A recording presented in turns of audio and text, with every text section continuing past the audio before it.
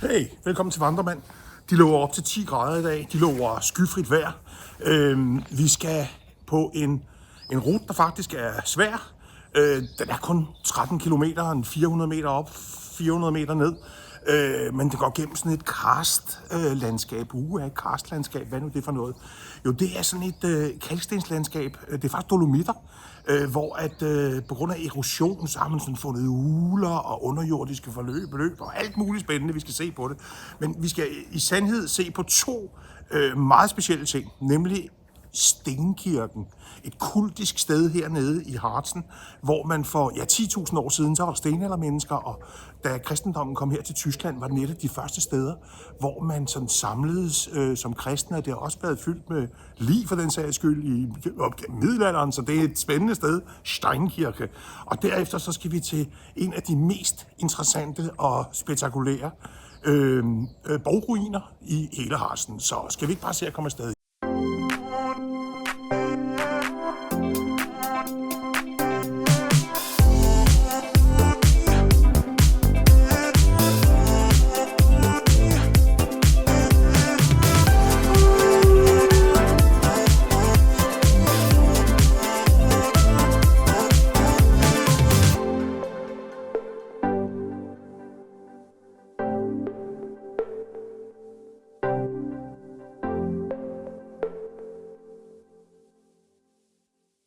Okay venner, vi er kommet til Schwarzfeld. Altså det her, prøv lige at se her. Prøv lige at se. Ved I hvad det deroppe er? Det er Dolomit, du. Så, som sagt, vi er i Schwarzfeld. Og en af Vandremands absolutte hitter her i Harzen, det er, hvis der er gratis P. Og det er der lige akkurat her. Gratis parkeringsplads under denne pittoreske motorvejsbro. Men nu skal vi ud og se noget Stenkirke, skal vi. Og så skal vi videre til en borgruin. Og så skal vi bare gå i det her fantastiske landskab, og vi kommer også forbi Enhjørningehulen, som er en helt speciel oplevelse. Vi kommer dog ikke ind i den, men jeg skal nok fortælle op og ned af stolper. Lad os komme afsted.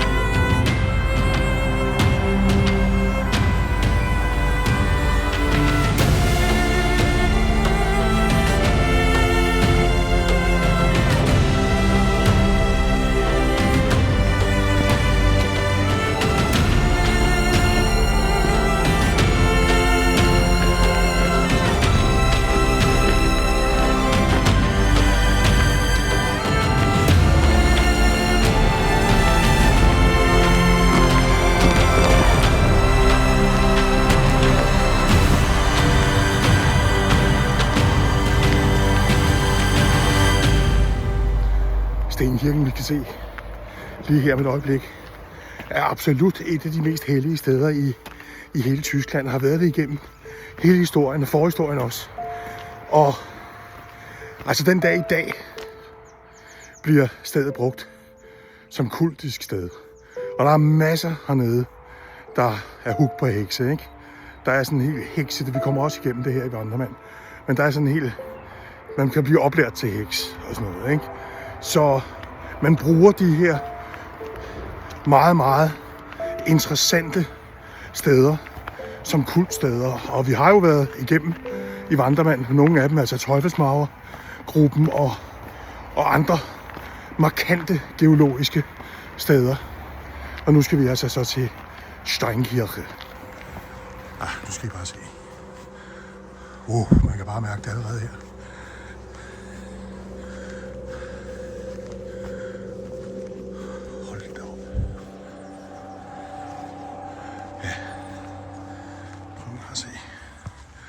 Der er den så herovre.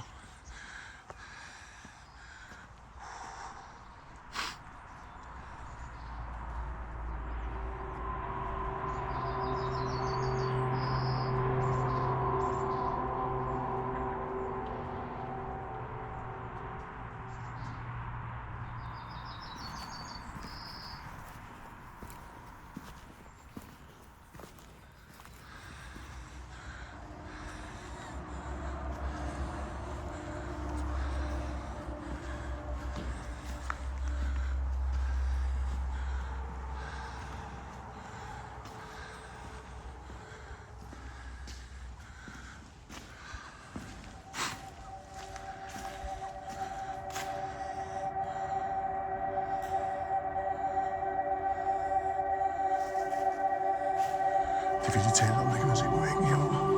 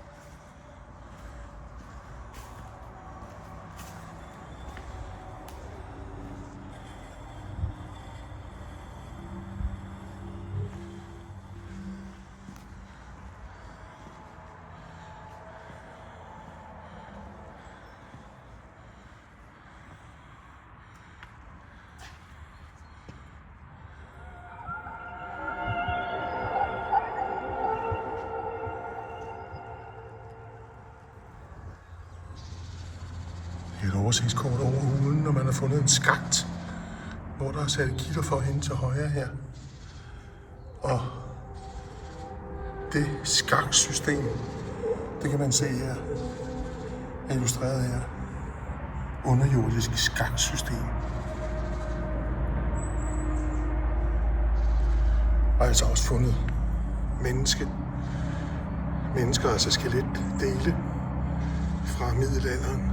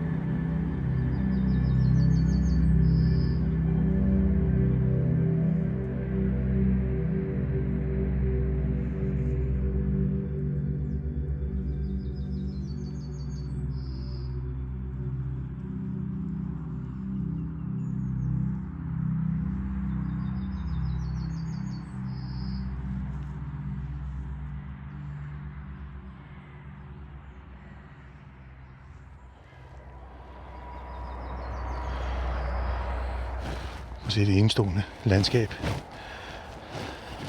Og basis for en skovask nok en gang.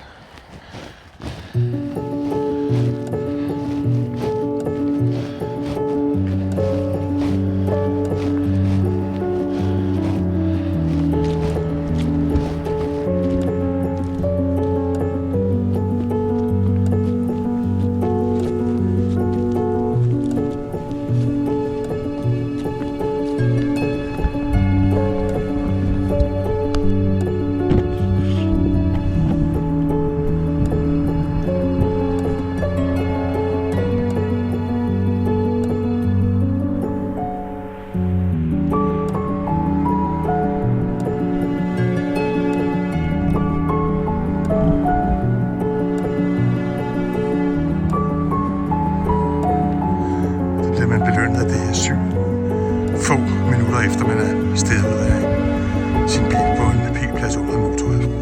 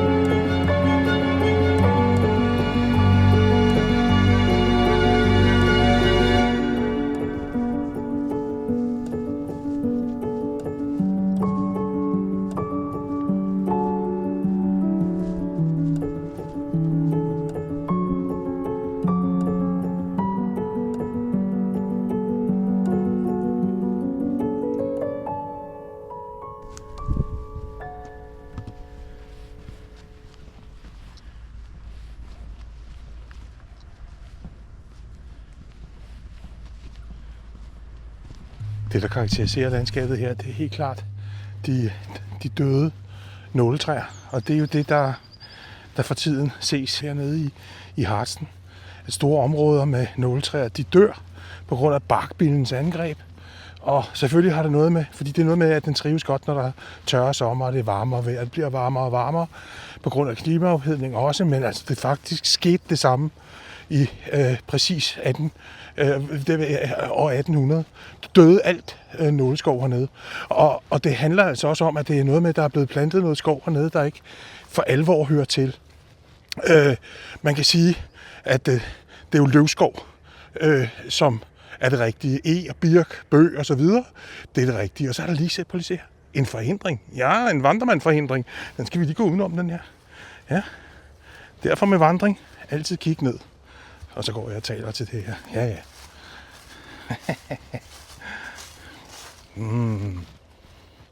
Love it.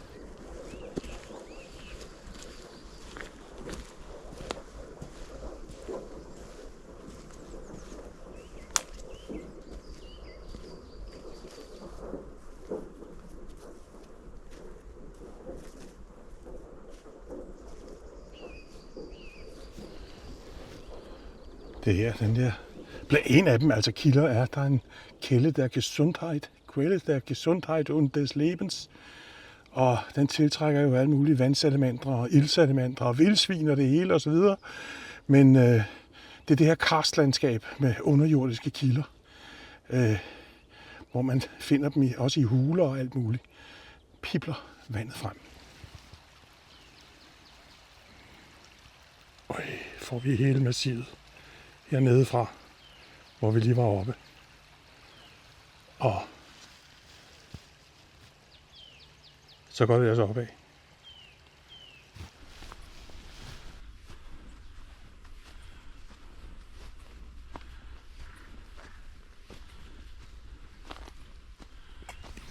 Den første opstigning her er jo stadig en lang tur for os. Jeg kom til at tænke på det her med stoicisme og Marcus Aurelius. Det er det her med, at det, man har kontrol over, det kan man gøre noget ved. Altså ens tanker og adfærd og handlinger. Men alt, hvad andre gør, det kan du ikke gøre noget ved. Og eksemplet er jo, at hernede, der kører de jo 100 km i timen på de små veje. Og når jeg kommer med mine 70, nogle gange 60, så ligger de lige i røven på mig.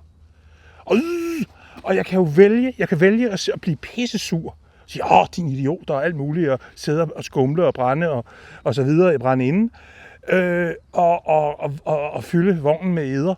Men jeg kan også vælge at sige for eksempel, ved du hvad, det er slet ikke mit problem det der, han må vente til, jeg kan holde ind på et P-plads eller et eller andet.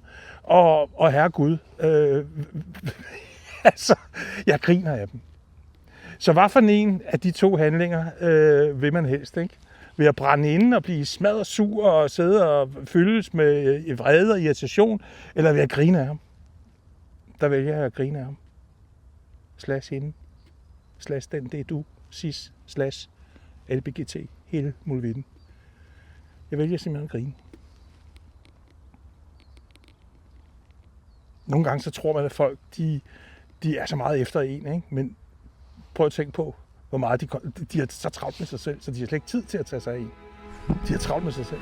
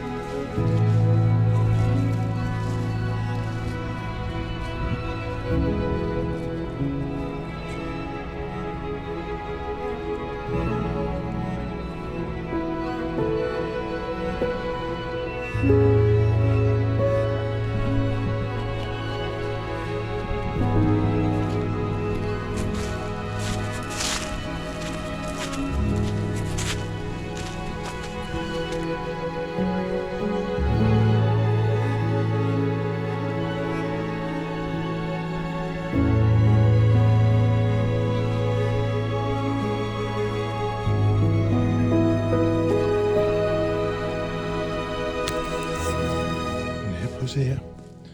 Der er nemlig sådan et kort her over, hvad vi har lige foran os her, nemlig det, der åbenbart hedder Kejserklippe. Og der kan man se, hvordan at de geologiske, altså forskellige sandstenstyper, hydrit, dolomit, porfyr og alt muligt forskelligt her, ligger i lag, i forskellige, altså Harzen er virkelig meget kompliceret geologisk. Og det handler om, at oprindeligt så gik vandet i fortiden lige akkurat, havet gik lige akkurat dertil, og så trak det sig jo tilbage, og det her blev skudt op og så videre.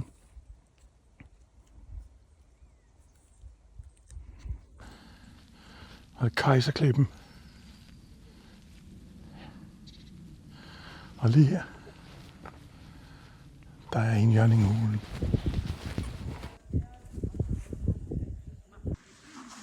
Prøv lige den her.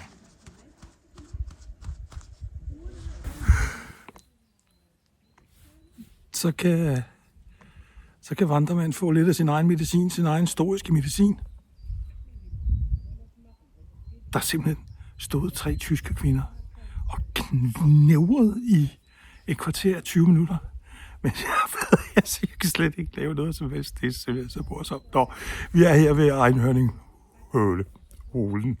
Og oprindeligt det er meget interessant, fordi den er jo helt tilbage til, man har fundet neandertal udstyr derinde med bjergløver, og bjørne har været boet der, og helt vildt gammelt, og over 300 meter dyb af grotten, og man kan altså komme der ind og se det. Det er meget, meget interessant.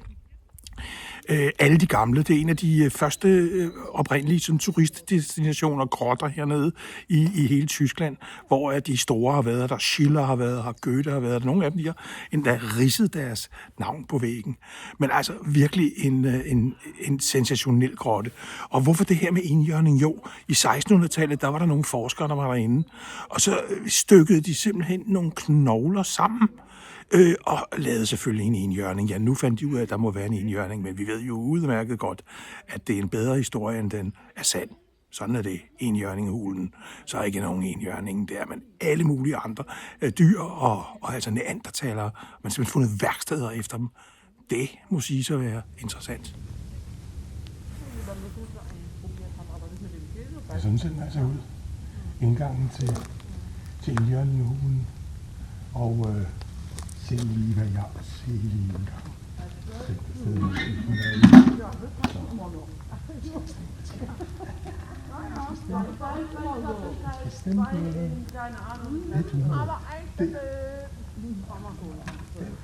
Den der, og så flot stemme. 101. Når den zweite var auf jeden Fall auch. Nummer 3 und 4. Nummer 3 müssen wir durch.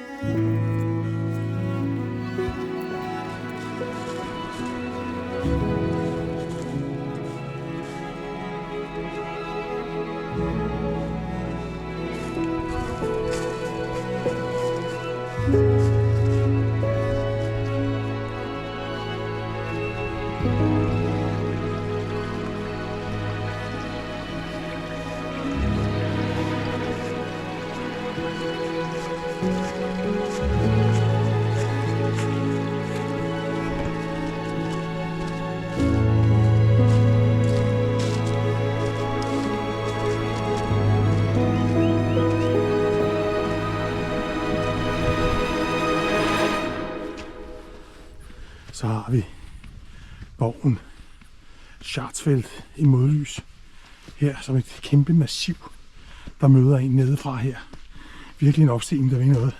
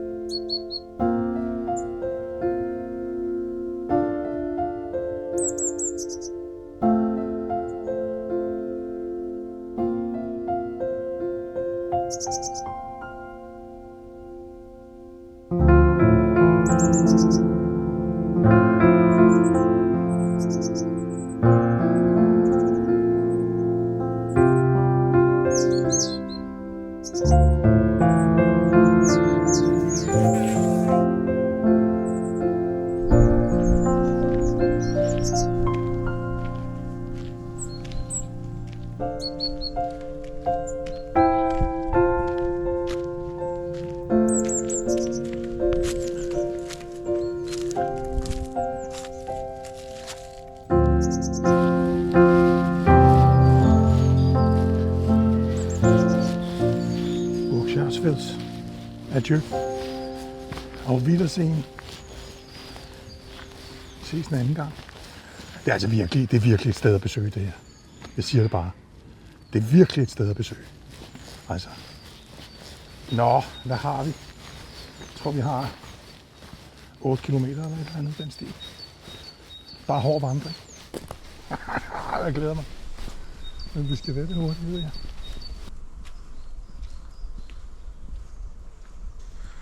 Und das ist der Frauenstein.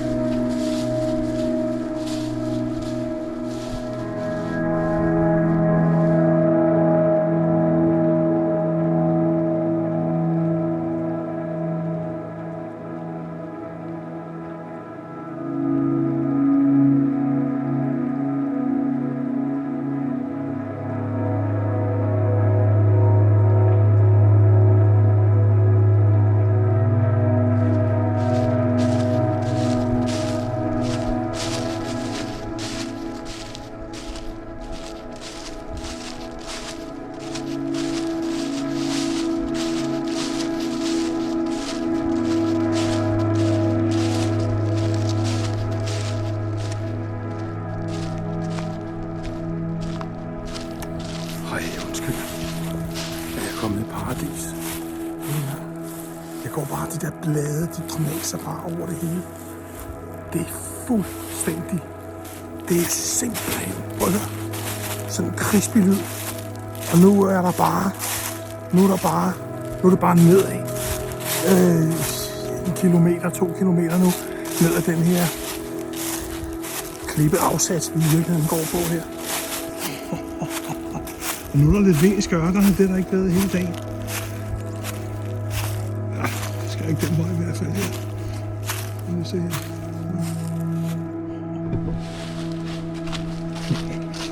Spændende vej. Så bliver det bare mindre og mindre, og så lige pludselig så går man sådan en smal sti her med masser af bevoksninger. Og det bliver sjovt. Nu bliver det sjovt igen, fordi det var en forkert rute. Jeg kan se, den løber 30 meter, siger det indenfor her. Vi skal bare den her vej i 30 meter, så er vi offroad igen, så vandrer man offroad, så det kan han lide. Han har skoene og tøjet på til det. Og modet, ikke mindst. Der skulle altså være en sti her, lige herhenne. Ellers så er vi godt nok her.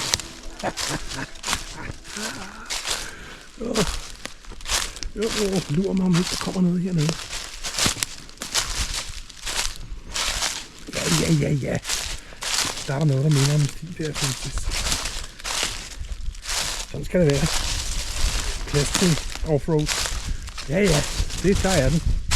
Det var bare lige et spørgsmål om 30 meter igennem krattet. Sådan må man gerne være frisk i naturen. Og lige sige, okay, så tager vi den lige igennem. Sådan. Så er vi ude på den rigtige. Ja. Schuldigung. Juppie.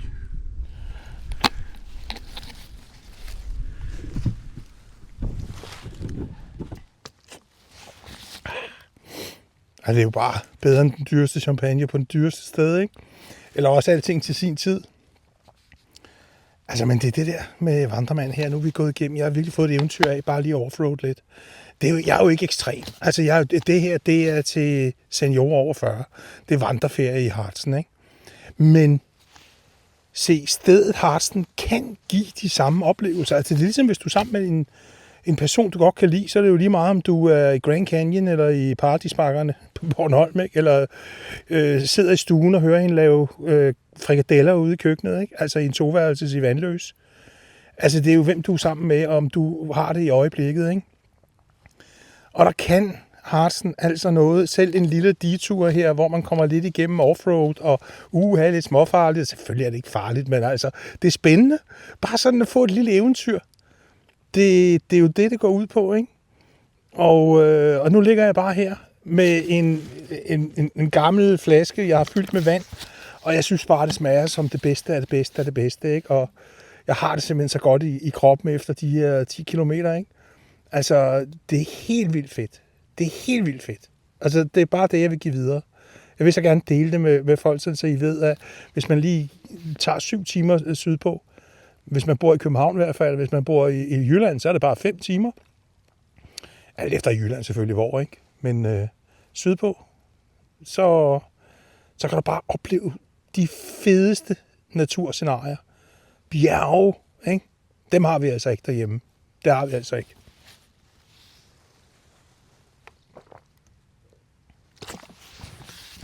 Himmelbjerget. Ja, Himmelbjerget. Okay, så.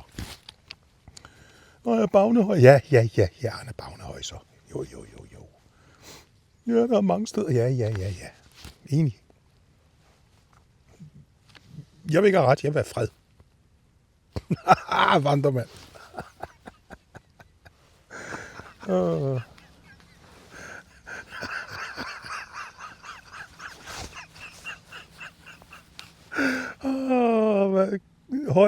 Høj på skov. Jeg skulle da aldrig fået et grineflip, da jeg bare været i skoven. Høj på skov. Det var der, mand. Ej, undskyld.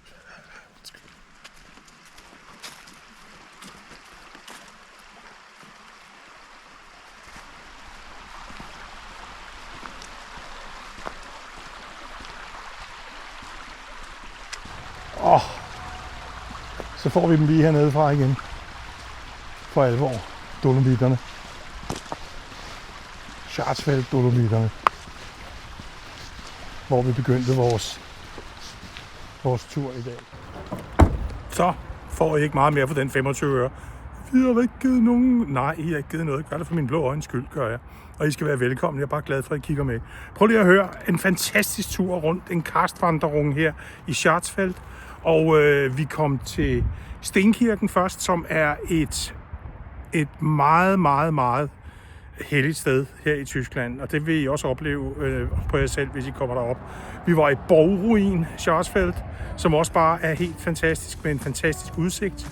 Jeg har gået, der så jeg foråret komme med smukke små blomster.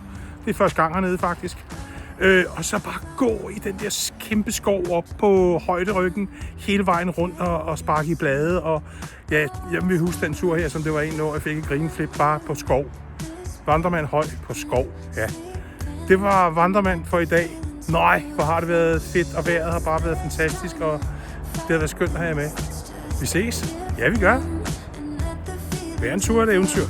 Hej.